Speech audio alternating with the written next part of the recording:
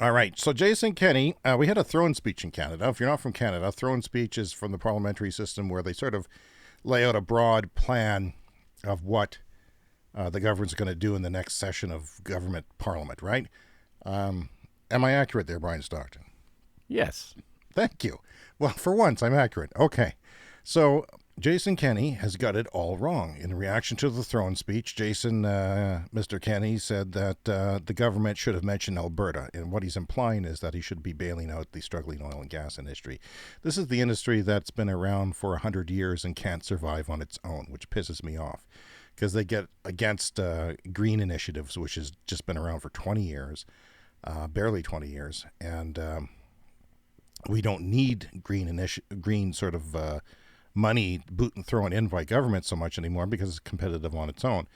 So Kenney said that it was a fantasy plan with the federal government. I'm not a supporter of the federal government. I'm not a supporter of that party. They're not great enough for me. But they said that it's a fantasy plan for a mythical country. So his whole ideology is that, did you hear that?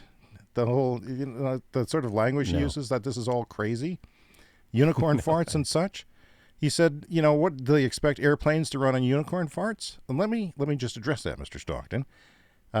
Airplanes will not run on unicorn farts, as we said last week, but it's only like 2% of the oil industry. Like airplanes is a very small single-digit percentage of oil consumption. So if we solved everything else, which can run on electricity, and we know that, it's just a matter of scaling things up and time, then we would still be fine. And then the oil is going to be very cheap. And guess what? Alberta oil is not cheap. It is the most expensive oil in the world, especially the tar sands and some of its other oil. And, of course, there is a company in Vancouver which has seaplanes flying on electricity already. They've retrofitted planes, and they're going to continue to do that. Of course, Airbus recently announced 3 prototypes. Did you see that? They're green hydrogen for 2035.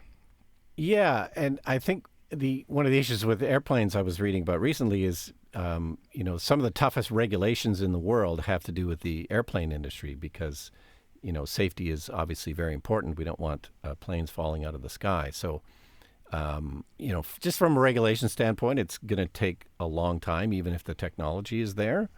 Those hydrogen planes are quite far out in the future, but it's certainly possible. Why not?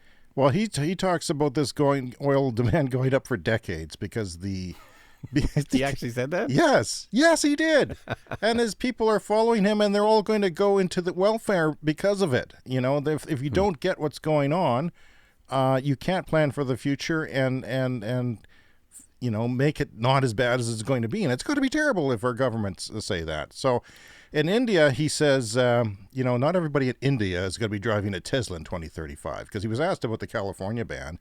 He said, well, not everybody in India is going to be driving Teslas in 2035. That's fantasy thinking. He said, if you really think the billion people in India who desperately want to move to a higher standard of living are all going to be driving Teslas 15 years from now, then you're disconnected from reality.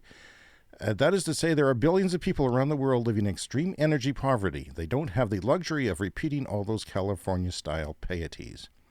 They want to stop burning cow dung. Of course, that's a racist slam, and he should be slapped with a banana for that until he bleeds, because I really think he's an idiot. There, I said it.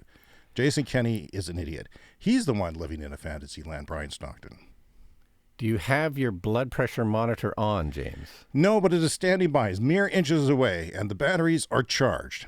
But yes, I'm upset because we know, everyone knows, if you pick up a newspaper, you know that even India tried to ban ice vehicles by 2030. They moved that back, but they are planning on doing it. Why? Because their air is incredibly polluted. So bad, you can't even breathe indoors sometimes. And Teslas are not the only electric vehicle out there.